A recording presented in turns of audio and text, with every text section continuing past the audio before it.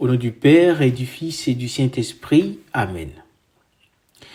Nous voici à la célébration de la naissance du Sauveur du monde. C'est un moment de grande joie et d'émerveillement, un instant où l'amour de Dieu pour l'humanité se manifeste dans la fragilité d'un enfant. L'Église nous invite à méditer sur les textes liturgiques de ce dimanche, dont la première est tirée du livre du prophète Isaïe au chapitre 62, versets 11 et 12. Dans cette prophétie, le Seigneur nous annonce la venue de notre Sauveur avec des mots pleins d'espérance. Voici que ton salut vient. Voici qu'il est avec lui, son salaire et sa récompense devant lui. L'image de la ville de Jérusalem est centrale ici. Elle est comparée à une fiancée accueillant son époux. Elle incarne le peuple de Dieu, purifié, réconcilié par la venue du Christ. L'annonce du salut est claire. Dieu ne nous abandonne pas, il vient parmi nous et son nom est le Seigneur est notre justice. Noël nous invite à reconnaître que le salut de Dieu est proche et à nous préparer à accueillir ce salut. Tout comme Jérusalem, nous sommes invités à être une ville sainte, où la lumière de l'amour de Dieu rayonne. Cela nous appelle à une conversion du cœur, à purifier nos vies de tout ce qui pourrait nous éloigner de Dieu et à ouvrir nos cœurs pour recevoir la joie du Christ, le Sauveur.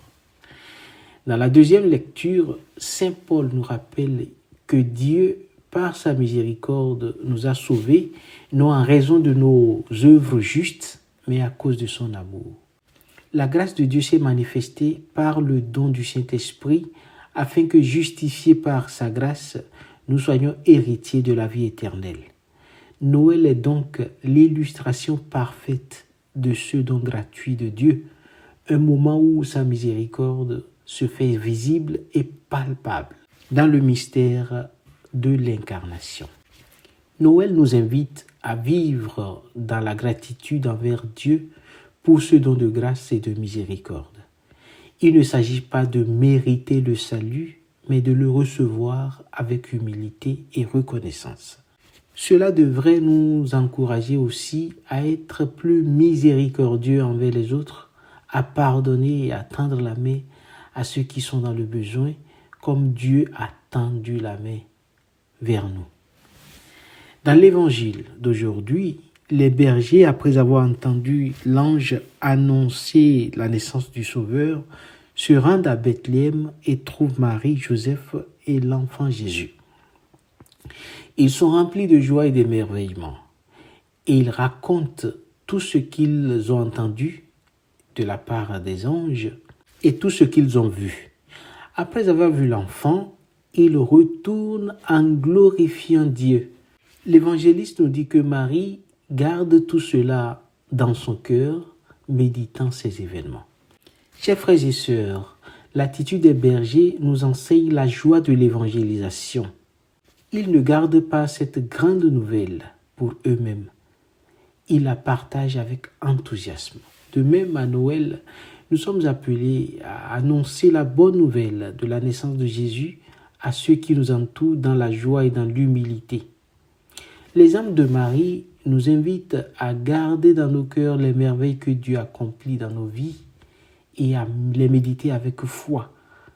Cela nous appelle à la contemplation, à la prière et à ouvrir nos cœurs à la lumière de Dieu. L'attitude des bergers et de Marie présente une situation équilibrée. Méditer dans le cœur, annoncer ce que Dieu a accompli. En cette fête de Noël, chers frères et sœurs, nous sommes tous invités à vivre avec un cœur renouvelé, un cœur qui se laisse transpercer, transformer par la grâce de Dieu. Noël nous rappelle que le Sauveur est proche, qu'il vient à nous avec tendresse et miséricorde, non pas parce que nous le méritons, mais parce qu'il nous aime d'un amour infini. Soyons des témoins de cette lumière qui éclaire nos vies et le monde entier. Que la joie de Noël, chers frères et sœurs, soit pour chacun de nous un appel à la conversion, à la miséricorde et à l'évangélisation. Que Dieu bénisse chacun de nous en cette fête de Noël et que le Christ né pour nous soit la source de toute notre joie et de toute notre espérance. Amen. Au nom du Père et du Fils et du Saint-Esprit. Amen.